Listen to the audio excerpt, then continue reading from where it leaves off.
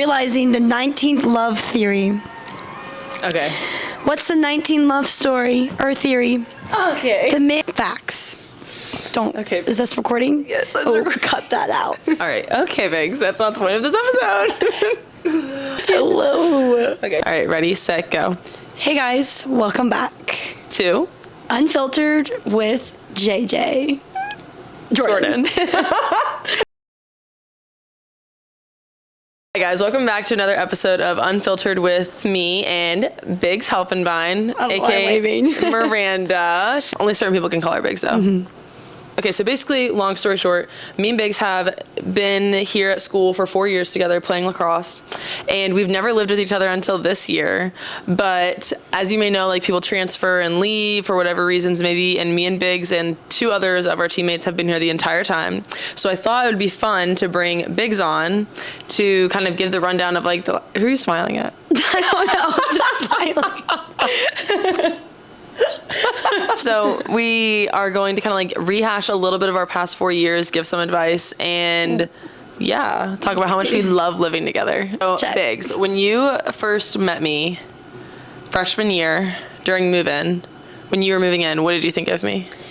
I saw you with a bunch of stuff, and I was like, holy crap, she has like hecka stuff. Like hecka stuff. You just remember you being super friendly and super energetic and everything. Aww. And you seem super nice and sweet. Okay. Yeah. I lived with 3 other girls, and then she lived with 3 other former teammates. Yeah. Like, over the summer, I feel like we had talked to each other because, like, when you commit to go to a school somewhere, you kind of get put in, like, a random group chat, and they're expected to, like, become friends with each other through, like, a group chat. I didn't meet until college. Yeah, until we got to school. That's the first time I've seen her in flesh. Anyways, so when I first met Biggs, though, I just remember thinking she was, like, I don't remember, because all I remember prior to move-in was you posting stuff of, like, you and Marilyn being, like, at the beach all the time, or you playing lacrosse all the time, and I was like, oh, like, I could see myself being friends with her. Oh, okay. Because I like the beach and I like lacrosse, obviously. Yeah. You were kind of a little closed off at first. Yeah. I feel like you were a little more closed off freshman year. We don't talk about I'm like, that's a really tough subject. That's a sisters. Sisters. Why are you sweaty? Anyways, we go through freshman year, and Biggs was like, she was a little, what's the word? Like, she was very unfiltered her freshman year. I mean, she still is unfiltered, but like bold as a freshman. And I remember like being kind of like, okay, so like Biggs, she played a lot. I was injured. We weren't really like super close with like other classes at that point. We got close with like Riley and Julia. We were just in our own little bubble. Yeah, at the time. Luckily, we had a great class, and we had people that loved us. And there was like 8 of us. Liked our energy. Yeah, so. There was 8 of us as freshmen. So I mean, we were 8 very, very different freshmen, though, I would say. Yeah. Like, I mean, we bond over certain things, but we were very different. And so we had a coach then, and then our sophomore year, we got a new coach. And we lost a few. It makes it sound like something terrible happened. A few people decided to transfer and leave. Sophomore year, we had a new coach. We were transitioning out of that. And then we had to move out of the dorms and go to apartments. Yeah, we went to apartments, and we lived in different buildings across from each other. She lived with different people, same people as her. What do you call them? People in freshman year. Freshman roommates for me as well. Yeah, Biggs lived with the same people for like 3 years in a row. Yeah. I'll say like me and Biggs definitely have always been friends, but we didn't get like super close until this year. Yeah. And it kind of just worked out because sophomore year ended, and then junior year I lived with Riley, Lily, and Julia. So she lived basically down the hall from me. Yeah. And we still never saw each other. Yeah, I was junior year was a rough one. I mean, we just did our own thing. Yeah, we did our own things. Year. And when I got surgery, I kind of was like disconnected for a little bit because I couldn't go and do things with the team besides sit at practice in the press box. But like in the spring, I got more involved. When I got injured for a good 2 weeks. Biggs had her first ever injury, you would have thought she was dying the way she was acting. Hit my head on the ground. Hit my head on the grass. Yeah. Okay. Anyways, I was hurt. I was out, couldn't play for like Biggs like walked games. around in sunglasses and a hat all the time. I hung out with Jordan on the sideline, and I was like, it was the quietest I ever heard her talk in her entire life. I've never spoke. Yeah, it was the beautifulest thing ever. You know, inside voice. I have to. It doesn't. She's just excited to talk. Yeah. So yep, she's a little louder than most, but that's okay. Yeah. Yeah. But no, so Julia and Riley, who I lived with, shout out Riley and Julia, we love you, we miss you. They graduated. Which, it's okay. It's okay. But anyway, so then obviously it was just Lily that was left, and Lily was going to stay in the apartment we were at, which is considered an on-campus apartment. And I really wanted to move off campus because I originally was like, I'm going to live alone senior year, do my own thing, and get a dog. And so I was like super set on that. I was going to live in this apartment building, but live alone. And so I'm like doing that. And then Biggs like, it was such like a love story moment. Do you remember running up to me? It was like, yes, I do. It was kind of like raining out. It was raining outside. Yes, and she was crutching, and yeah, I don't have class in this building. I was walking into Allen, and you were running up that like little mini hill. No, like, we were going to our class together. We didn't have a class together. Together. You were like, where are you? And I was like, I'm going to Allen in class. Okay, yeah. And so I'm like crutching, and I'm like, I don't even know why Biggs is asking me what she needs to talk to me about. And she basically runs up to me and is like, will you live with me, please? Will you move in with me? I was like, Biggs, like, I thought you were like gonna live with. I thought you guys were gonna get a house because like the plan was like the seniors will get a house and then we'll finally have a house for our team. And I'd already decided like because people I was already living with were moving out or staying put, and I knew I wanted to go. And my apartment had to move out anyways, like no matter what. So I was okay with being by myself, honestly. Like I would have been okay. Puppy. But I was gonna get a puppy, but that's not the plan right now anyways, but eventually. But maybe you'll get a fish. I feel like at that point we should get like a guinea pig. No, guinea pigs, they smell bad. Smell bad. Yeah. I had a hamster freshman year. No. His name is Chunky Monkey. It's probably not going to focus, but yeah, you can. They'll get the gist. So that was our pet. That was Biggs' pet. My freshman year. Yeah. So then we end up living together. We come and view the apartment, and like we come up the stairs. I'm literally on crutches still. Yeah, she was so injured. 4th floor, no elevator. We went crutches. on like a Thursday before classes, so we were all kind of like busy that day and like practice, like ready to leave for games and everything. Yeah. Like prime time of lacrosse season. Yeah, and so we come and like view the apartment. We view a one on the 4th floor because there's only 2 rooms. It's the I don't know what number it is, but it's the one further down the hall. Yeah, and then we liked this one because it had the entry hallway. And we liked this one because we liked there's a hallway, as you can see in this dark space right there. Yeah, it's a vibe. It's a vibe. It's a nice hallway. Yeah. And so we decide like, okay, we're going to live here together. Yeah. And the rest is history. and the rest is history. And it's been great. I've been having so much fun. Yeah, this is our year of saying yes. Yeah. When we got here as freshmen, we kind of like, we were very like reserved. I feel like with like things that we went out and did, we were very like closed off from Farmville. Yeah. And so each year I feel like it's never really gotten like any better. And so now we're seniors and we're kind of like, okay, like this is our last chance to be in Farmville together, like make the most of it. So like me and Biggs have like, we've really done like a lot more stuff than I think we've ever done. We've done a lot. Like between like we've gone to Highbridge. We're eventually gonna go to whatever to go paddleboard with my paddleboard. We have a blow up paddleboard. Yeah, we have a blow up paddleboard. We're gonna paddleboard and we've been running. Yeah, we go to bingo trivia night. I've always been kind of like swayed like school and lacrosse and like no balance like with like finding the joy in Farmville. And like freshman year, I don't know if like you felt this way, but I've been always like felt like I had to prove myself on the field or playing lacrosse because we just had an intense team, intense coach and everything. Yeah. And we had a whole new coaching staff this year as well. Yeah, I feel like, but it's also just like college sports. Yeah. But then again, it's like sometimes, I don't know. Yeah.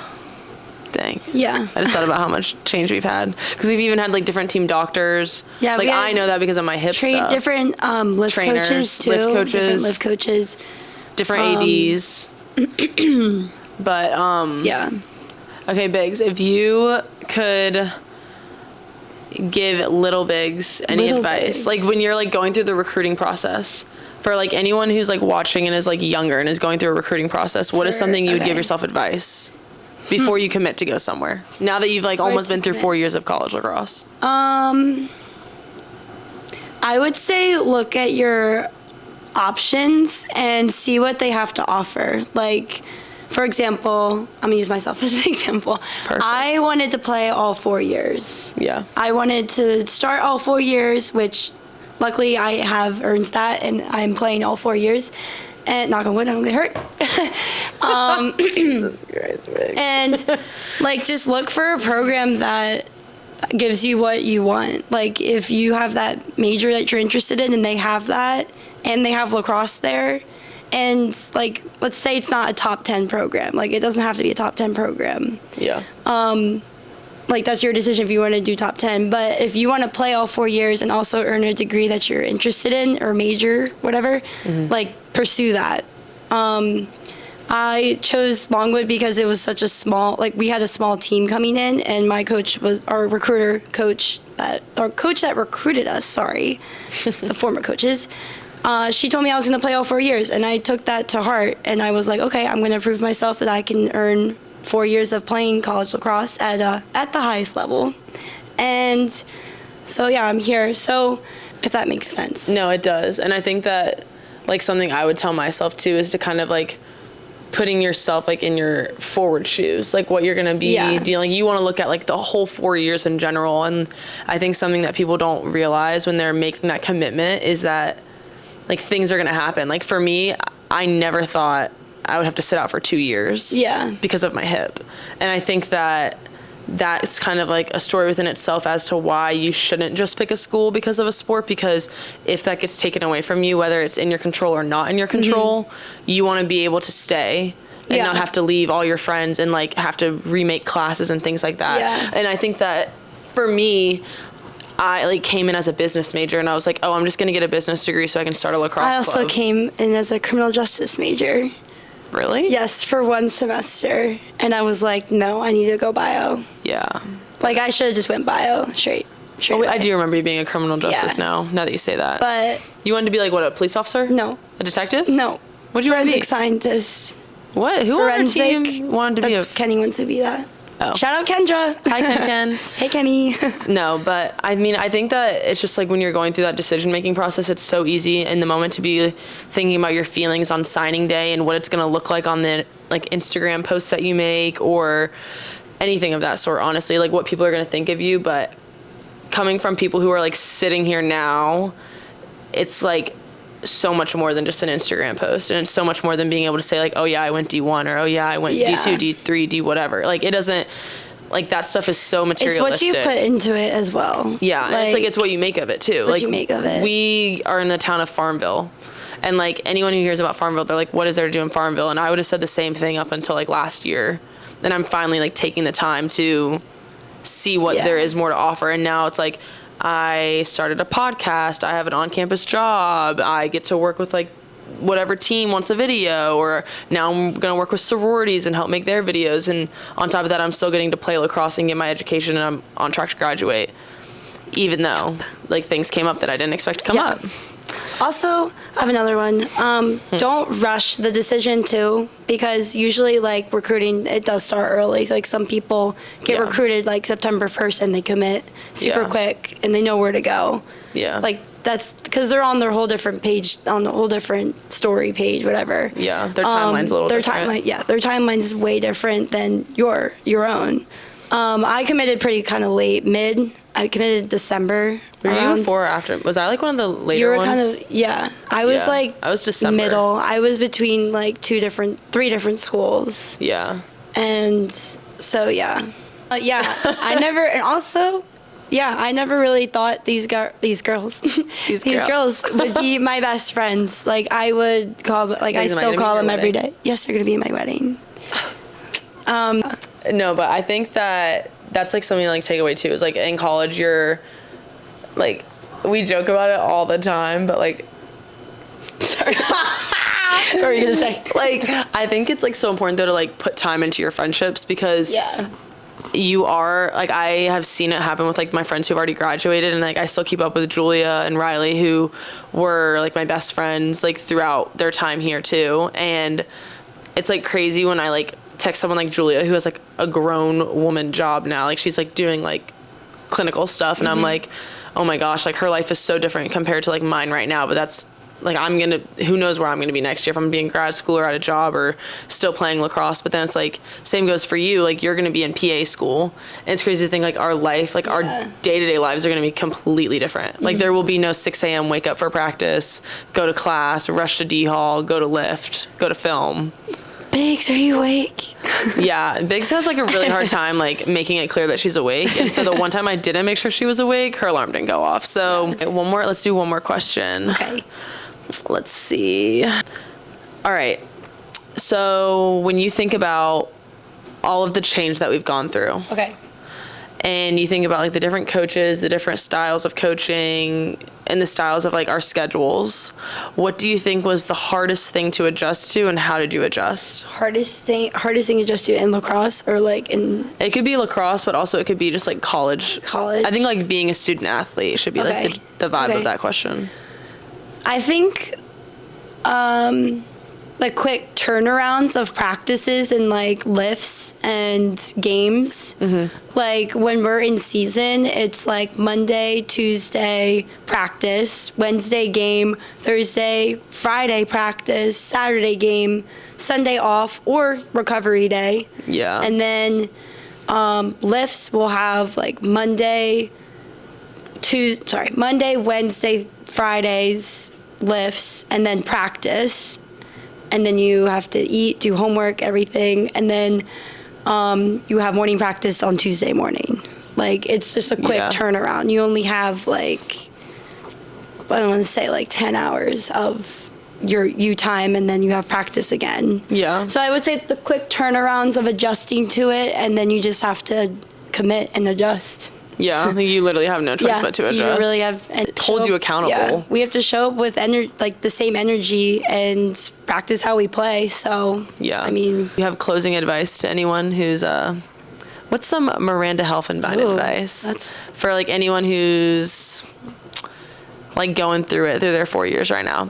I don't know. Find that one teammate, one friend, like even if it's like outside of lacrosse, find that one friend, teammate, and just talk to them about like what's going on, how you're feeling, what your mood is. Like having an outlet. Yeah, having an outlet to just like maybe just talk about like your classes, lacrosse, other than life, or life, friends, family. Like just let them talk to you, like have conversation with them. Like I have my friend Nicole Pinder, she's on the cross country team. We love Nicole. And I love her very much.